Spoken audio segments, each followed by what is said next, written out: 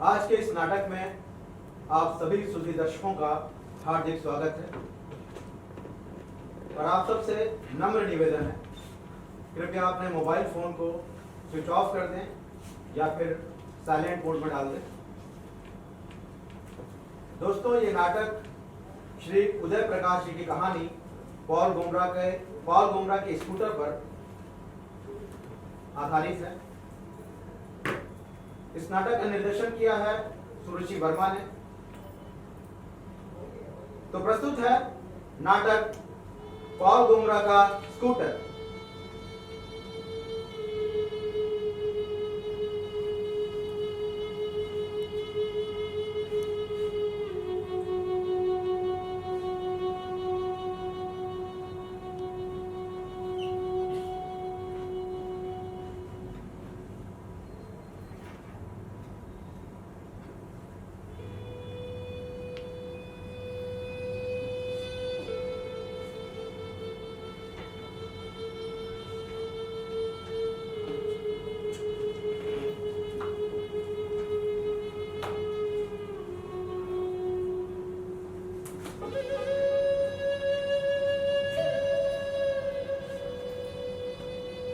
अभी से तकरीबन 50 साल हो गए होंगे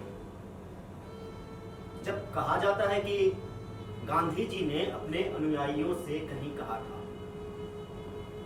सोचो अपने समाज के आखिरी आदमी के बारे में, करो जो तुम उसके लिए कर सकते हो। उसका चेहरा हर तुम्हारे कर्म में टंगा होना चाहिए, तुम्हारी आंख के सामने। भविष्य की कोई सत्ता यदि यातना दे उस आखिरी आदमी को, तो तुम भी वही करना जो मैंने किया है अंग्रेजों के साथ। आज हम सिर्फ अनुमान लगा सकते हैं कि यह बात कहां कही गई होगी, किसी प्रार्थना सभा में या किसी राजनीतिक दल के किसी मीटिंग में, या पदयात्रा के दौरान थककर किसी जगह बैठते हुए, या अपने अखबार में लिखते हुए। आज जब अपने अभिलेखों को संरक्षित रखने की तकनीक इतनी विकसित है, हम आसानी से पा सकते हैं उसका संदर्भ उसकी तारीख और जगह के साथ। बाद में 1948 की घटना का ब्यौरा हम सबको पता है। सबसे पहले मारा गया गांधी, उसके बाद शुरू हुआ लगातार मारने का सिलसिला। अभी तक हर रोज चल रही है सुनियोजित गोलियां, हर पल जारी है दुरभिसंधियां। 50 साल तक समाज के आखिरी आदमी की हत्या का आंकड़ा हमसे कौन छुपा रहा है? कौन है जो कविताओं में रोकता है उसका वृतांत? समकालीन संस्कृति में कहां छुपा है अपराधियों का वो एजेंट?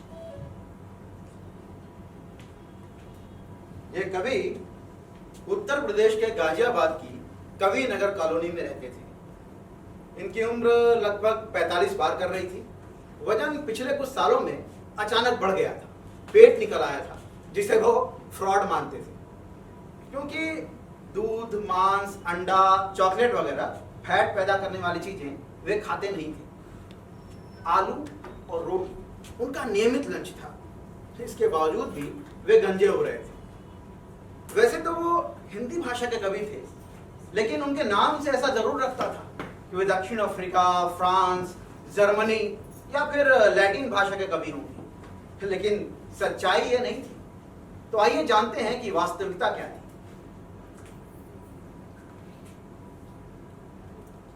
नमस्कार महोदय। नमस्कार जी, आपका नाम क्या है? पॉल गोमरा। अच्छा, पॉल गोमरा। पाल नहीं, पॉल गोमरा। तो आपका संबंध दक्षिण अफ्रीका, फ्रांस या फिर जर्मनी से होगा? आपको ऐसा क्यों लगता है? क्योंकि शक्ल से तो आप विदेशी नहीं लगते। मतलब आपकी ओरिजिन क्या है? आपके पूर्वज जो थे वो कहाँ से आए थे? जी, मैं हूँ। हूण? क्या आप बता सकते हैं कि अंडा भारत में किस ईस्वी सन में आया? इसे तुर्क मुगल लेकर आए या डच, अंग्रेज, पुर्तगाली? जी, इसका जवाब दे पाना तो बहुत कठिन है। मैं बताता हूँ। प्रख्यात इतिहासकार फ्रांसवा बर्नियर और आर थॉमदत्त के अनुसार सन 1498 ईस्वी में दक्षिण के मालाबार समुद्री तट पर वास्को डिगामा के साथ आने वाला पुर्तगाली वनस्पति शास्त्री गार्सिया द ओर्ता पहली बार अंडा लेकर होंडुरास से भारत आया। इससे पहले भारतीय चिड़िया अंडे देना नहीं जानती। अरे महाशय, वास्तविकता ये है कि मैं जन्मजात उत्तर प्रदेश से हूँ। भाषा में मैं भदेश हूँ, इतना कायर हूँ, उत्तर प्रदेश हूँ। तो कवि पॉल गुमरा खासे भदेश थे। अरहर की दाल, भात, चोखा, आम का अचार, कड़ी धनिये की चटनी जैसे चीजों में उनके प्राण बसते थे। पॉल गुमरा सिद्धांतों और अपने विचारों में क्रांति और सामाजिक परिवर्तन के प्रबल समर्थक थे, लेकिन नौकरी के मामले में यथा स्थितिवादी। कई बार उनको लगता कि उनकी नौकरी पर कोई भारी आफत आने वाली है। वे डर से थर-थर कांपने लगते, अन्न जल का परित्याग कर देते, मौन व्रत धारण कर लेते। ऐसी स्थिति में उन्हें दिल का पहला अटैक आ चुका था। जी नहीं, ऐसा बिल्कुल नहीं था कि वो नकारा व अयोग्य थे। वे घनघोर परिश्रमी थे, इतिहास का उन्हें अपार ज्ञान था, लेकिन वर्तमान उनकी समझ में नहीं आ रहा था, क्योंकि बाजार अब सभी चीजों का विकल्प बन चुका था। शहर, गांव, कस्बे बड़ी तेजी से बाजार में तब्दील हो रहे थे। हर घर दुकान में बदल रहा था। बाप अपने बेटे को घर से निकालकर भगा रहा था, क्योंकि बेटा बाजार में कहीं भी फिट नहीं बैठ रहा था। पत्नियां अपने पतियों को छोड़ छाड़ कर भाग रही थी, क्योंकि बाजार में उनके पतियों की कोई खास डिमांड नहीं थी। मर्द कमाऊं और औरत बिकाऊं का महान चकाचक युग आ गया था। ये सब कुछ पॉल गुमरा की आंखों के सामने उनके देखते देखते घटित हो रहा था। वर्तमान मशीन युग से निकलकर इलेक्ट्रॉनिक तथा उसके आगे के युग में जा रहा है। ऐसे में पॉल गुमरा की आंखें जो देख रही थी और दिमाग जो सोच रहा था, उसके बीच की संगति और तर्क गड़बड़ा गए थे।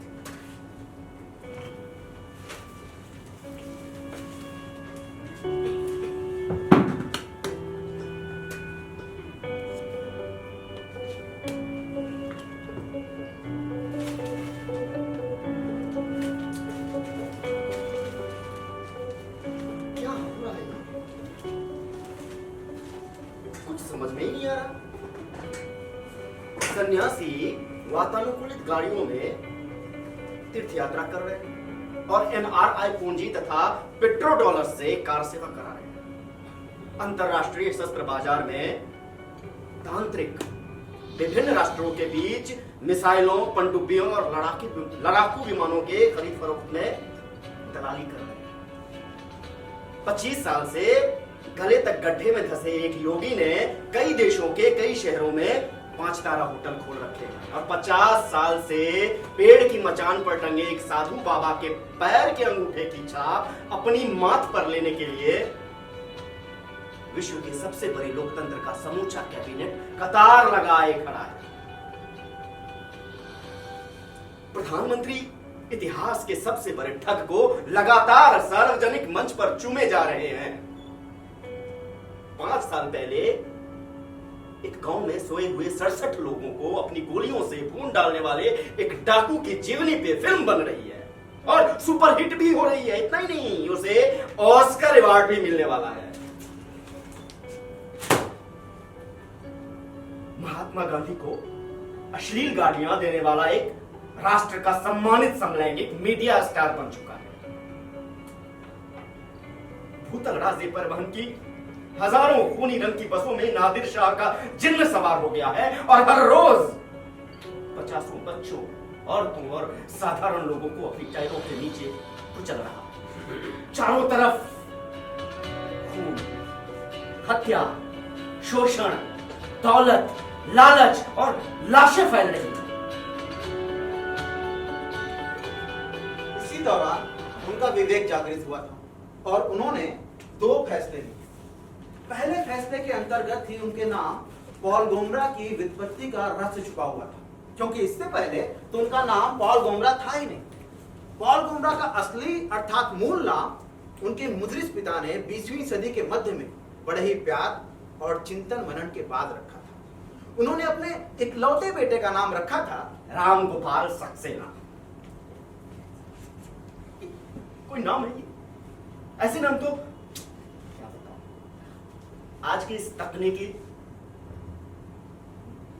युग में जहां भूमंडलीकरण, संचार और क्रांति में परिवर्तन, समाजवाद के पतन और इस नए युग के नए रोशनी में, मतलब यथार्थ की रोशनी में मेरा जो ये नाम है राम गोपाल सक्सेना, ये कैसा लगता है पता है? ये जैसे प्रेमचंद, लल्लू लाल, नवजादिक लाल, सदर मिश्र जैसा पिछड़ा, दकियानूस और निचले दर्जे का।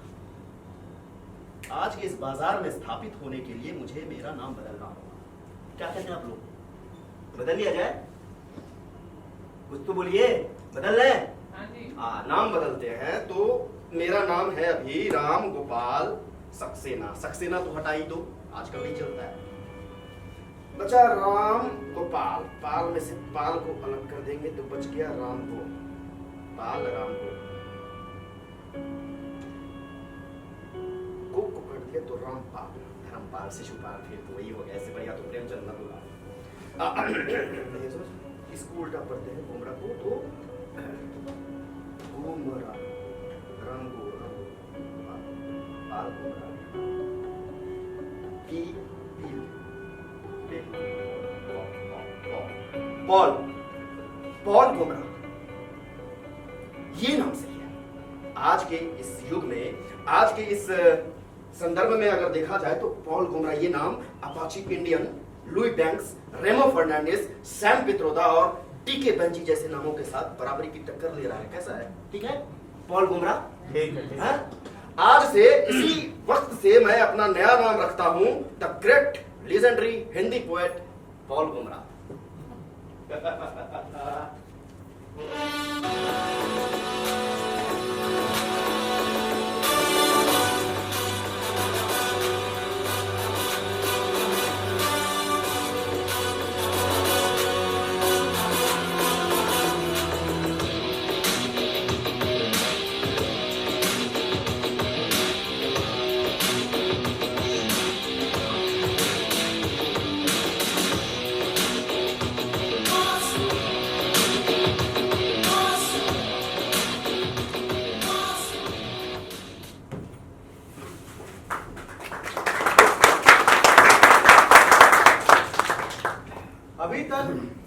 पिछले 22 वर्षों से पॉल गोमरा सुबह 7 साढ़े 7 बजे राज्य परिवहन की बस में किसी तरह धंस कर या अक्सर लटक कर तथा कथित राष्ट्रभाषा के तथा कथित राष्ट्रीय अखबार में सब एडिटर कम प्रूफ रीडर की नौकरी करने के लिए दिल्ली के आरटीओ पुल तक पहुंचते थे। लेकिन पिछले 5-7 सालों में दूध वाले, सब्जी वाले, गाजियाबाद और दिल्ली के बीच रोजाना अप डाउन करने वाले बाबुओं, कर्मचारियों की तादाद इतनी बढ़ गई थी कि लोग बस के भीतर ही नहीं, बस के पायदान पर, पीछे लगी हुई जाली पर, बस के छत के ऊपर और यहाँ तक कि बस के डंपर पर भी लटके रहते थे। ऐसे में दिनों दिन अधेड़ अवस्था से बुढ़ापे की ओर बढ़ते कभी पॉल गोमरा के लिए बस की लंबी यात्रा दुस्साध्य होती जा रही थी। अरे अरे हट हट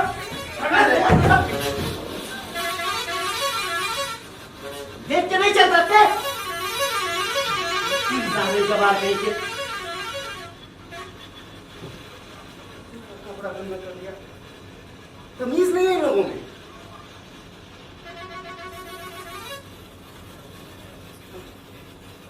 फिर लेट हो गया ऑफिस के लिए। गाजियाबाद के अपने घर से आईटीओ पुल दिल्ली मेरे ऑफिस तक पहुंचने में हर रोज मुझे 2 घंटे लगते और इतना ही वक्त मुझे वापस आने में लगता, यानी कि प्रत्येक 24 घंटा में 4 घंटा मैं राज्य परिवहन के बस में ठसाठस अजनबी मानव शरीर के दबाव, पसीने और वायु विकार के दुस्सह गंध के बीच गुजारता हूं। यदि एतवार की छुट्टी को छोड़ देना भाई साहब, तो इस गणना के अनुसार लगभग 24 घंटा यानी कि एक पूरा दिवस दिन रात मैं इस बस में होता हूं। यदि एक पूरे साल का हिसाब लगाएं तो लगभग 52 दिन यानी कि 1 महीना 22 दिन मैं इस बस में होता हूं। इस तरह राजधानी दिल्ली के आईटीओ स्थित अपने ऑफिस में नौकरी करने की अब तक की कुल अवधि में मैं लगभग 3 साल 2 महीना इस बस में गुजार चुका हूं। 3 साल 2 महीना, यानी कि वर्षा, शिशिर, हेमंत, वसंत, शरद और ग्रीष्म की 3 समूची संपन्न ऋतुएं, 1144 दिन, प्रात, विहान, सुबह, दोपहर, अपराह्न, गोधूली, शाम, रात के तमाम पहर, घड़ियां, पल, घंटे, महीना, साल। और ये सिलसिला भविष्य में भी रुकता हुआ नहीं दिख रहा है। कुछ सोचना पड़ेगा, बहुत समय जा रहा है। अगर आप लोग भी राज्य परिवहन की बस में सफर करते हैं तो सोचिए, समय बचाइए अपना। मैं तो सोचता हूँ कुछ ना कुछ उपाय तो जरूर निकलेगा। अभी अभी राम गोपाल सक्सेना से रूपांतरित होने वाले कवि पॉल गुमरा ने अपने जीवन का दूसरा महत्वपूर्ण फैसला लिया, स्कूटर खरीदने का। जी हाँ, एक दिन के अंतराल के बाद सोमवार को ऑफिस पहुंचते ही पॉल गुमरा ने अपने प्रोविडेंट फंड से 5,000 की राशि निकाली और लगभग 3:30 बजे वे करोल बाग के ऑथराइज्ड बजाज ऑटोमोबाइल डीलर के सामने मौजूद थे। सारी औपचारिकताएं पूरी करने में लगभग 2 घंटे का वक्त लगा और 5:40 पर वे एक नए बजाज चेतक स्कूटर के मालिक बन चुके थे, 428 रुपए की बकाया मासिक किस्तों को अदा करने की शर्त के साथ।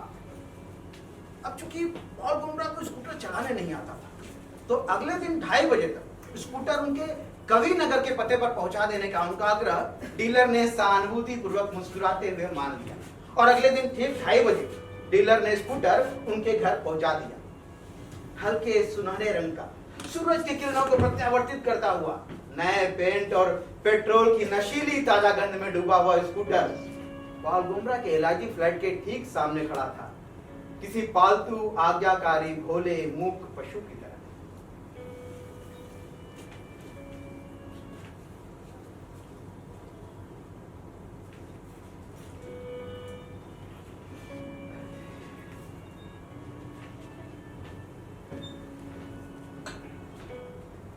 आज के इस मौजूदा काल की असली नब्ज तकनीक में अंतर्निहित है।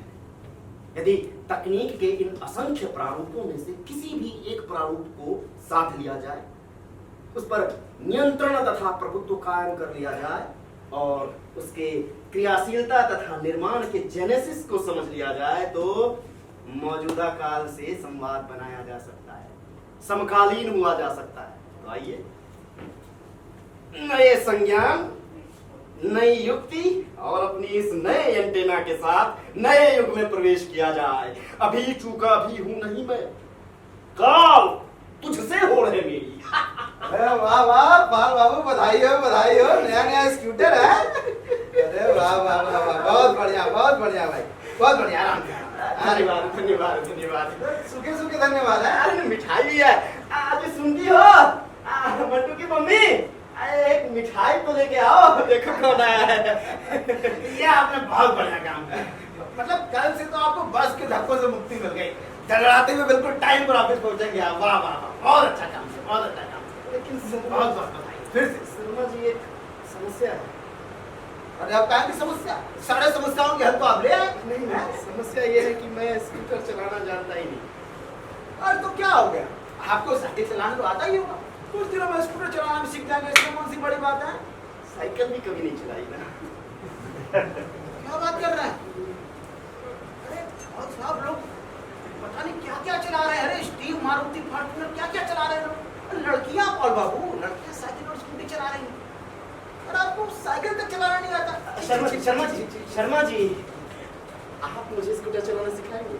जी नहीं, हमारे पास वक्त की बहुत कमी है, हम चलते हैं। अरे मेरी सानिया आई हुई है ससुराल से, उनको चांदनी चौक घुमाने जाना है। कभी और सीखते हैं। अरे शर्मा जी, मेरी बात तो सुनिए शर्मा जी।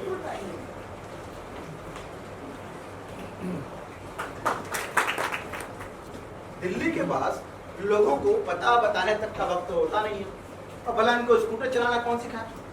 दिन पर दिन स्कूटर वहीं खड़ा रहा जहां डीलर के आदमी ने उसे खड़ा किया। उस पर धूल जमा होती, बारिश होती, बच्चे उस पर उछल कूद मचाते, जाड़े में शीत उसे बर्फ बना देती। उस लोहे के गूंगे जानवर पर शीत रात भर गिरती।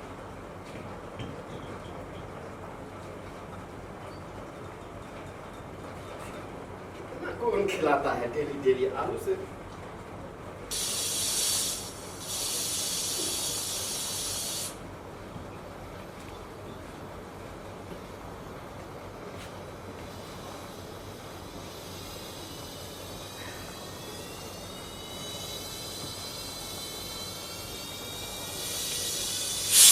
अभी स्नेहलता जी, जरा इधर तो सुनिए।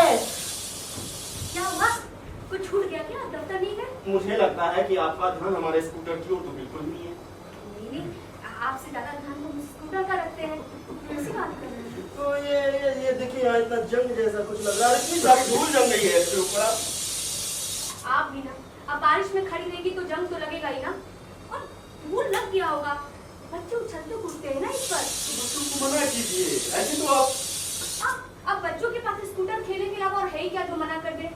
देखिए, आप अभी दफ्तर जाइए, आपको देर हो रही है। हाँ, मैं चलता हूँ। हाँ, और शाम तक आएंगे ना तो हम आपसे स्कूटर एकदम नए जैसा चमका एकदम देंगे। चमका के रखेंगे। हाँ, हाँ, हाँ। ठीक है। और ना बस से गिर मत जाइएगा। नहीं गिरेंगे। ठीक है, बच्चों का भी ध्यान रखिएगा। ठीक है, ठीक है। क्योंकि स्कूटर के चक्कर में मेरी दाल ही बची है। स्कूटर को खड़े खड़े जब 6 महीने हो गए तो राजधानी में उन्हें एक ऐसा सहृदय मित्र मिला जो अपने व्यस्त और कीमती समय में से पूरा एक दिन उनको स्कूटर सिखाने के लिए दान में देने को तैयार था। प्रोफेसर इकबाल जाफरी। मियां, हम आपको स्कूटर चलाना सिखा देंगे, लेकिन वहां से बहुत खफा है। वो क्यों? अरे भलाई कोई बात हो गई है? आपने स्कूटर खरीद लिया, हमसे एक बार जिक्र तक नहीं किया।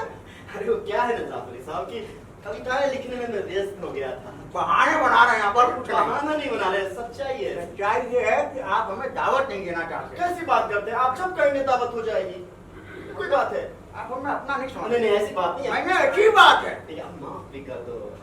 चलिए, आपकी पहली गलती है, इसलिए मुआफ पे जी जी जी। देखिए, हाँ। स्कूटर तो आपको हम चुटकी में चलाना सिखा देंगे। क्या बात कर, चुटकी में? जी। तो चलिए अभी सीख लेते हैं। नहीं, अभी नहीं, अभी तो कल सीखते हैं। रुकिए। परसों? तरसों?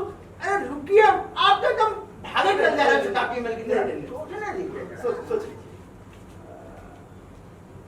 मियां, आप शनिवार की शाम को क्या कर रहे हैं? कुछ नहीं कर रहे, शनिवार को सीखते हैं। नहीं, शिक्षक ने तो रविवार को, क्योंकि उस दिन आपकी भी छुट्टी, हमारी भी छुट्टी। लेकिन शनिवार की शाम को तो फ्री है ना? जी बिल्कुल फ्री है। तो आप एक काम कीजिए, हाँ। शनिवार को दफ्तर से छूटते ही आप स्कॉच की एक बोतल और वो जामा मस्जिद के पास जो मशहूर करीम का होटल है ना, वहाँ से बढ़िया मुगलई चिकन बिरयानी मिट्टी की सोंधी खुशबू वाले कुल्हड़ में पैक करा लीजिएगा। उसके बाद अपने घर लेके आइएगा।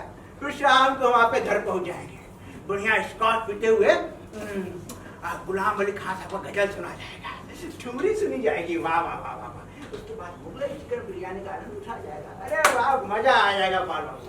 और अगली सुबह इत्मीनान से उठा जाएगा, पूरा दिन आपको स्कूटर चलाना सिखाने का कार्यक्रम होगा। अल्लाह का मियां, सोमवार को आप लगवाते हुए स्कूटर से ऑफिस जाएंगे। हाँ, क्या हो गया बालों? नहीं नहीं, ठीक है, कोई समस्या तो नहीं है? कोई समस्या नहीं है। तो आपको स्कूटर सीखना है ना? जी जी जी, पक्का ना? पक्का। तो फिर ठीक है, ठीक है। शनिवार की शाम आप यहाँ पहुँच जाते हैं। जी जी जी, सब हो जाएगा जी, सब हो जाएगा। बेटा मंटू, तुम्हारे ड्रेस के पैसे गए, स्कॉच की बोतल और मुगलई चिकन मिला।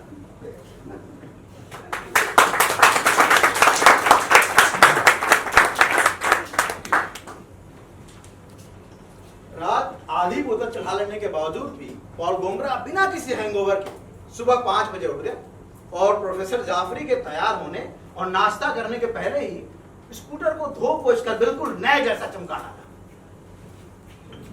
कहाँ रह गए जाफरी साहब? अब आ भी जाइए, अभी देखिए मैं स्टार्ट करके दिखाता हूँ।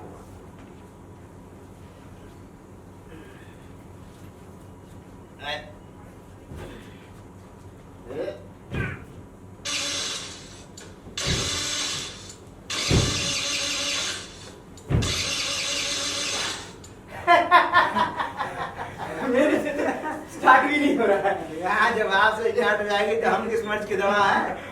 लगता है रात भर सोए नहीं है आप, हैं? अब किसको नींद आएगी ऐसे में? आप इधर आइए। देखिए, ये जो है भारतीय स्कूटर है। जब तक आप इसे दाएं तरफ झुका कर किक नहीं मारेंगे, स्टार्ट नहीं होने वाली। अच्छा। जी जी, मैंने अपने अमेरिकी प्रवास के दौरान देखा है, हाँ। ऐसे ऐसे स्कूटर मियाँ के आपको क्या बताएं जी, चुटकी बजाते ताली बजाते स्टार्ट। क्या बात करते हैं? हाँ जी, चुटकी बजा के स्टार्ट। हाँ। तो मेरे जैसे लोगों के लिए वहाँ खूब सुविधा होगी। आप जैसे लोग वहां तक पहुंच नहीं पाते, आप इधर आइए। देखिए कैसे हम स्टार्ट करते हैं। ये देखिए, ये स्कूटर को झुकाया। अरे रुकिए, हमारा रोज का काम है, झुकाने तो दीजिए अच्छे से। हाँ। हो जाएगी ना। हाँ। अब देखिए कैसे स्टार्ट होती है, भी एक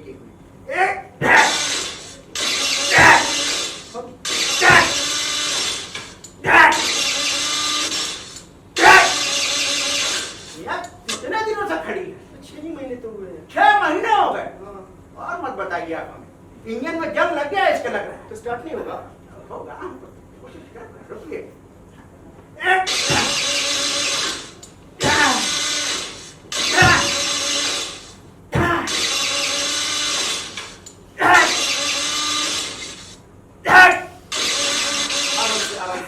आराम से बैठिए, आप थोड़ी देर बैठिए, मैं देखता हूँ। खाया पिया सब निकल गया। आप एक काम कीजिए, जूस मंगाइए। बंटू बेटा, हाँ अंकल के लिए बोलो मम्मी को एक गिलास अच्छा सा जूस बना के। अनार का अनार का जूस। मैं देखूं? हाँ देखिए देखिए। ये इसको कितना घुमाएंगे? अरे थोड़ा सा ये तार टूट जाएगा सिर्फ। अच्छा हाँ, ठीक। आराम से। हाँ। अरे पेट्रोल तो भरवाए थे ना। अरे फुल टंकी किए थे। हाँ।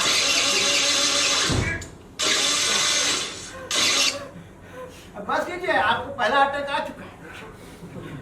हाँ, फिर से कोशिश। हाँ देखिए, दूसरा आने पर आदमी बचता नहीं है। करते हैं करते हैं।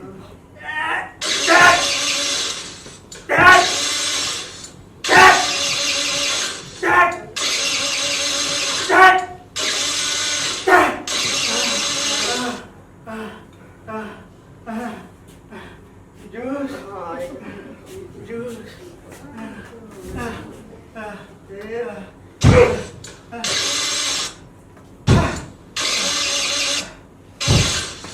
अरे नहीं होने वाले स्टार्ट, इंजन में जंग लग गया है।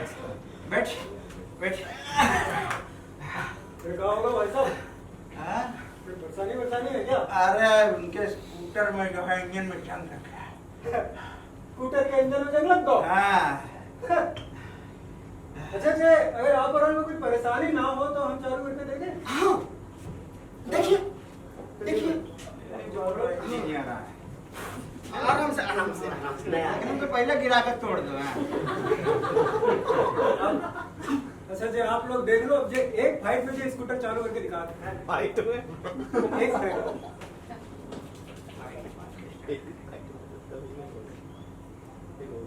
पेट्रोल फुल करवाए हैं।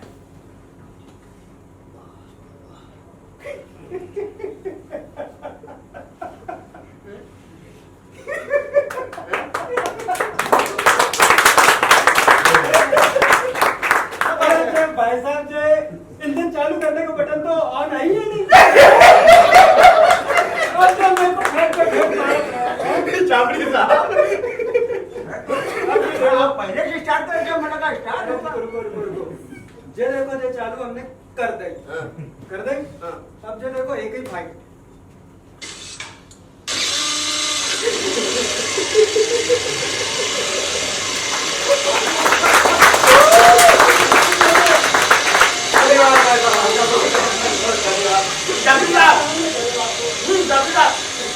मैं एक बार अपने स्कूटर को जो है अम्बेडकर मैदान के चारों ओर चक्कर लगाते हुए देखना था। तो आइए जल्दी जाइए। मंटू बेटा, अभी थोड़ी रहो, अंकल चलाएंगे चोट लग जाएगी। अभी मत नहीं जाए। हाँ अभी जाइए।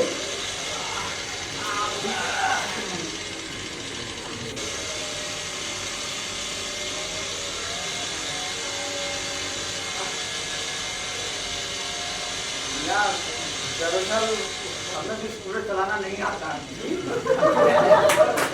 चलाना तो दूर, हमको समझ में नहीं आ रहा है बंद कैसे हो रहा है।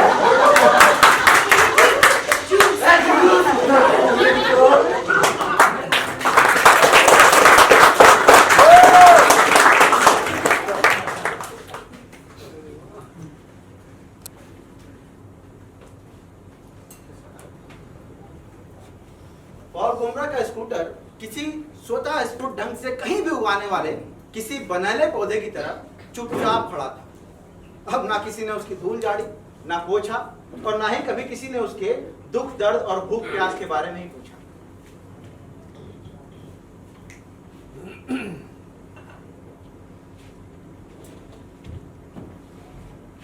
जब स्कूटर चलाना नहीं आता था तो खरीद क्यों लिया? अब ये लोहे का जंजाल तो हमारे सर पर ही पड़ गया है। आपको पता है 5,000 रुपए वो प्रोविडेंट फंड वाले, अरे वही पार्टिपेंट, और अब तक की किस्त जोड़ लेना तो हम लोग रोहिणी साइड के जमुना पार्क में अपना फ्लैट खरीद लिए होते और इस किराए के मकान से भी छुट्टी मिलती। लेकिन आपको क्या समझाए? आपको पता है स्कूटर को लेके मोहल्ले की औरतें क्या क्या ताने मारती हैं। सुनिए ना, इस समस्या का ना एक समाधान है हमारे पास। स्कूटर को ना हमारे छोटे भाई भुवनेश्वर को दे दीजिए। गुस्से में काहे देख रहे हैं? अरे वो इसे चलाएगा और इसकी किस्त भी वही भरेगा। अरे जब आपको चलाना आ जाएगा तो उसके यहाँ से ले आएंगे। नहीं, मैं खूब जानता हूँ आपके भाई भुवनेश्वर को। काम धंधा तो कुछ है नहीं, किस्तें जमा करेंगे। देखना कुछ ही दिनों में हमारे इस नए बजाज चेतक स्कूटर को इधर उधर ठोक के कबाड़ बना के हमारे सर पे पटक जाएंगे। देखो ये यहाँ पड़ी पड़ी सर जाइए, मुझे मंजूर है, लेकिन मैं किसी को देने वाला नहीं हूँ। तो सड़ने दीजिए। हाँ सर दे दो। साले को देखो है।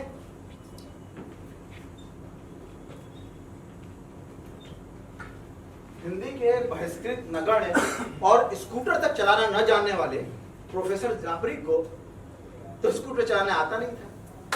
तो अब हिंदी के कवि जो पॉल गोमरा थे, उनको लगता कि वो किसी कब्र के भीतर सो रहे हैं और उनके मस्तिष्क के ठीक ऊपर लोहे की पटरियां बिछा दी गई, जिस पर शताब्दी मेल धड़धड़ाती हुई गुजरती चली जा रही है।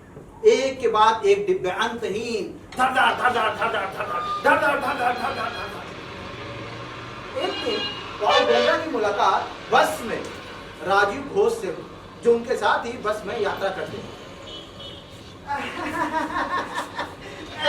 क्या बात है?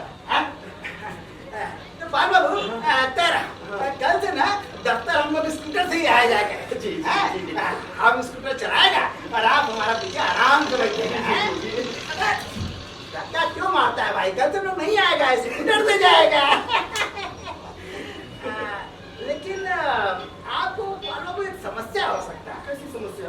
देखिए, आपका दफ्तर से छूटने का टाइम है 3 बजे और हमारा दफ्तर से छूटने का टाइम है 8 बजे। काम ज्यादा हुआ तो 9-10 भी बज जाता है। हाँ, तो आपको रोजाना 5-6 घंटा हमारा इंतजार करना पड़ सकता है। चलेगा चलेगा चलेगा? हाँ। आपको कोई समस्या तो नहीं है? कोई समस्या नहीं है। बाल बाबू बाद में कुछ कहिए। अरे कैसी बात है? सुबह 8:30 बजे हम आपके घर पहुंच जाएंगे, फिर आराम से घर आते हुए बिल्कुल टाइम पर आपको पहुंचा जाएगा। तो अभी से जूस बनवा। अरे ये कहने वाली बात है। अच्छा, हमारा स्टाफ आ गया। ठीक है मिलता है कल। आ जाइए।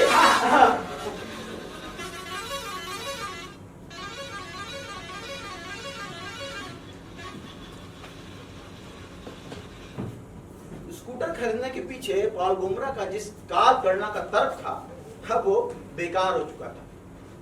इंतजार का ये समय बिल्कुल खाली समय होता। अच्छा, बचपन से ही पॉल गोमरा ने कुछ और नहीं, सिर्फ कवि ही बनना था। तो राजीव घोष के प्रतीक्षा के इस समय को उन्होंने कविताएं लिख लिख कर भरा।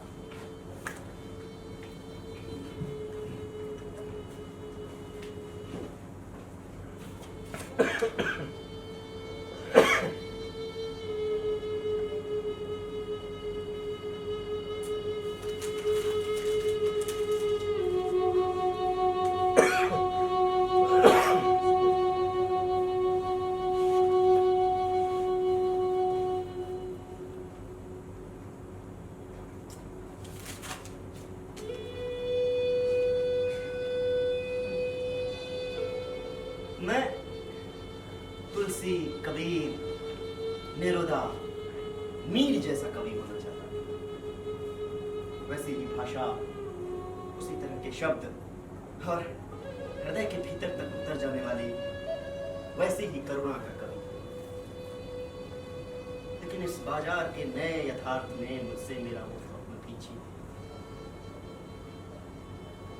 कुछ नहीं रह गया मैं, न कवि, न नागरिक, और न शायद ठीक ठीक ढंग से मनुष्य। मैं नहीं बन सकता सीवेज पाइप, अपने भीतर से नहीं गुजर जाने दूंगा मैं ये सारा कीचड़, इस रूढ़ी सदी की विष्ठा।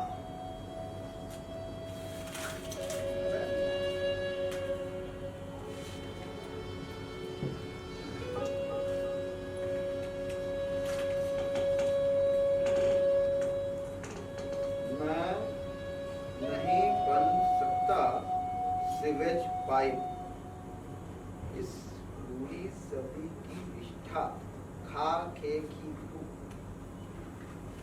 ऐसी न जाने कितनी आधी अधूरी कविताएं थी जो दिल्ली के आरटीओ पुल के पास उड़ते हुए कागजों पर मिल जाती थी। इन कविताओं में अराजकता थी, फ्रस्ट्रेशन था, उन्माद या पागलपन के लक्षण थे। ये कह पाना मुश्किल। खैर, जो भी हो, अब तक आप सब हिंदी कवि की इस कहानी से उब चुके होंगे, तो इसे अब जल्दी से समेट लिया जाए। वैसे जो कुछ बचा है वो उपसंहार जैसा ही है।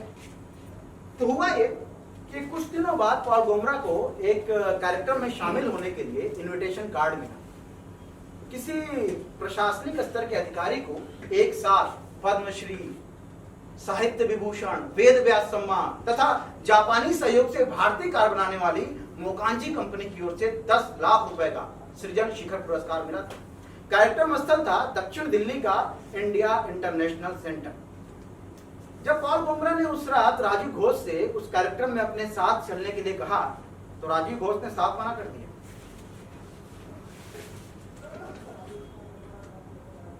शादी वादी का निमंत्रण है क्या पाल बाबू?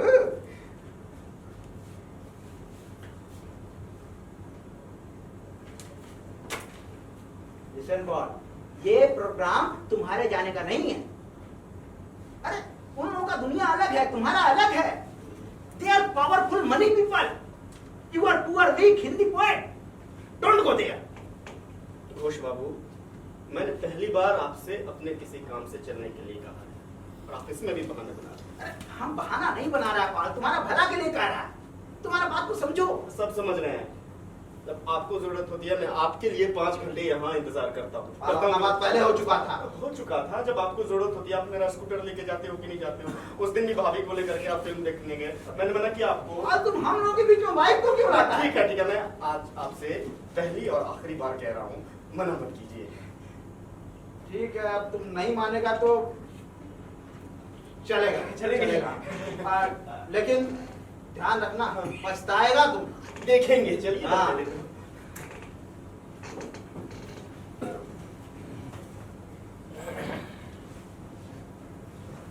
अगली सुबह उस कार्यक्रम का समाचार दिल्ली के लगभग सभी अखबारों में प्रकाशित हुआ था, जिससे पता चलता है कि कार्यक्रम काफी सफल और भव्य रहा।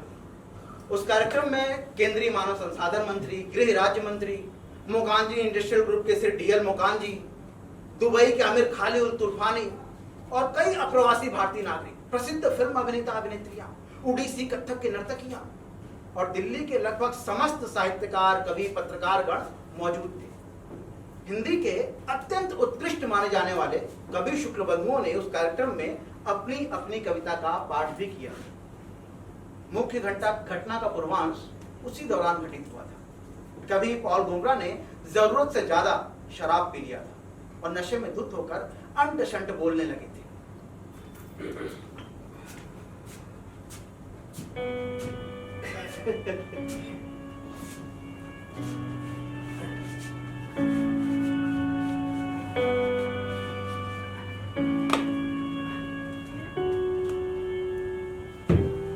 स्कूटर एक चरखा है। क्या है?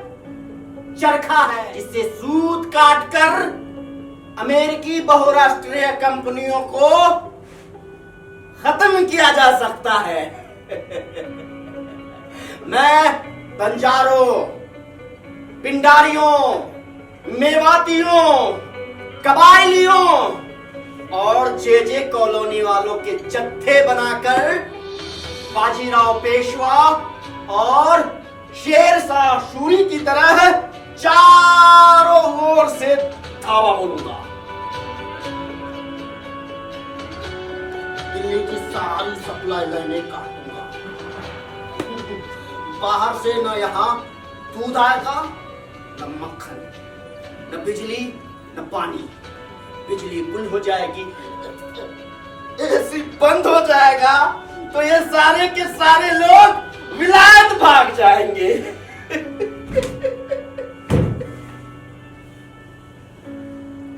मैं तो साला लाल किले के मैदान में खैनी फकिया कर सो जाऊंगा। मोहनजोदारो नेस्तनाबूद हो गया, उसके आसपास के गांव अभी भी बचे हुए हैं। जाओ दीदे फाड़ के देख लो। डायनासोर गायब हो जाता है, चींटी बची रहती है। चींटी दिल्ली फना हो जाएगी, गुड़गांव बचा रहेगा। देखना, दिल्ली फना हो जाएगी, गुड़गांव बचा रह जाएगा। मैं जो कहता हूं वही होगा। दिल्ली फना हो जाएगी, गुड़गांव बचा रह जाएगा।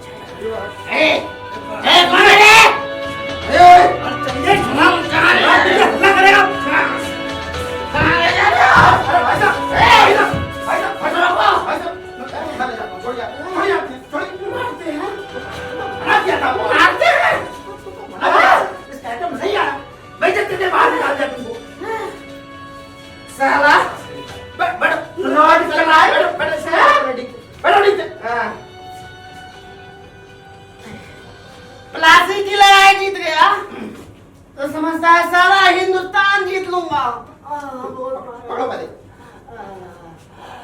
अरे कान खोल के सुन लो, ईस्ट इंडिया कंपनी के एजेंटों और दलालों, फिरंगियों, सुन लो।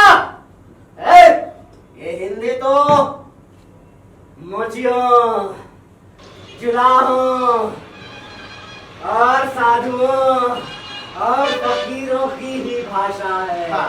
हाँ है। चुप बेटा। हम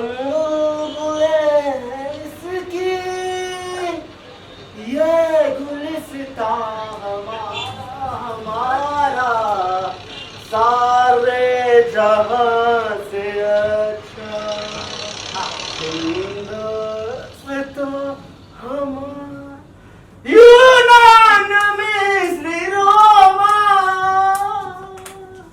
सब मिट गए जहां से, अब तक मगर है बाकी नामो निशान हमारा सारे जहां से अच्छा।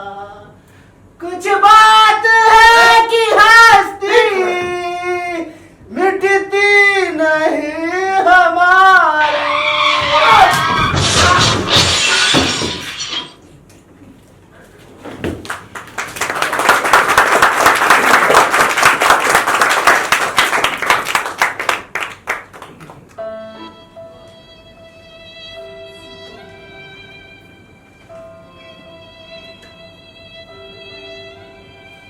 इन्हीं पंक्तियों के आसपास वो एक्सीडेंट हुआ होगा जिसमें राजीव घोष की दुर्घटना स्थल पर ही मृत्यु हो गई।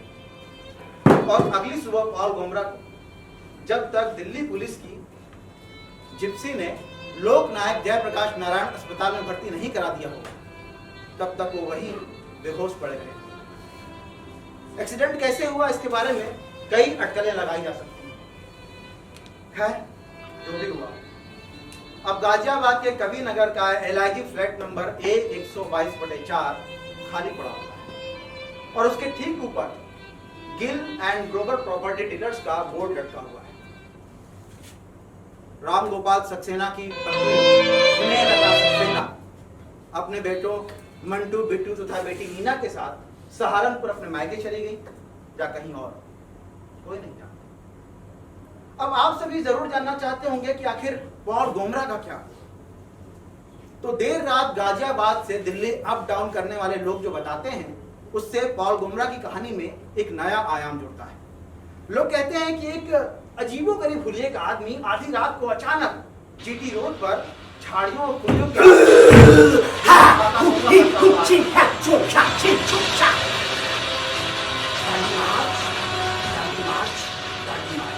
दांडी मार्च, दांडी मार्च, दांडी मार्च, दांडी मार्च, दांडी मार्च।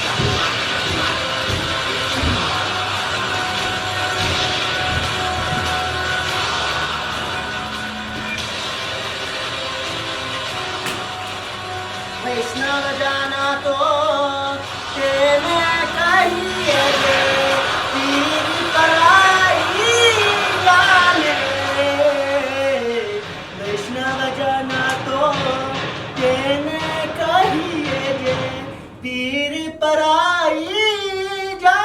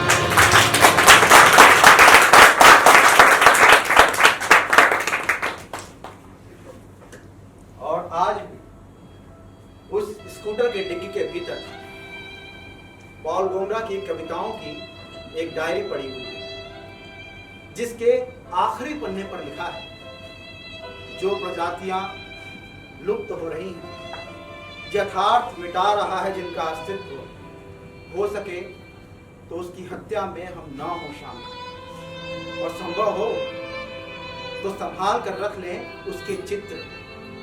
ये चित्र अतीत के स्मृति चिन्ह हैं। तो दोस्तों, ये थी पॉल गोमरा की कहानी।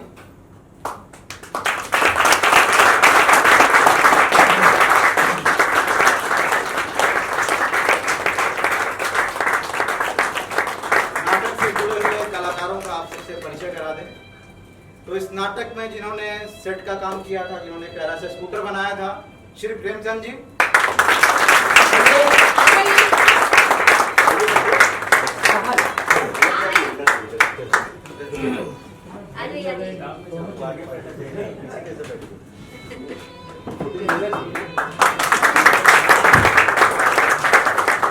इस नाटक में जिन्होंने संगीत संयोजन किया था, जितेंद्र नाथ जीतू जी,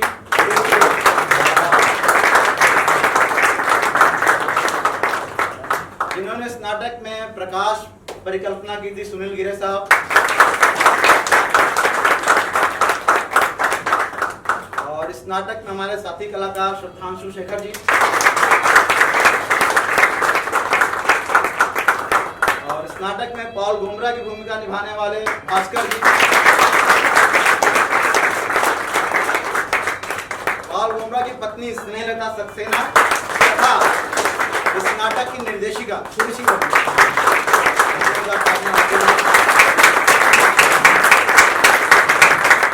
और आप सबको भी बहुत बहुत धन्यवाद कि आप सब अपना व्यस्त और कीमती समय निकाल कर यहाँ पर आए। आप सबका बहुत बहुत धन्यवाद। शुभ रात्रि। दोबारा भी आते रहिए नाटक।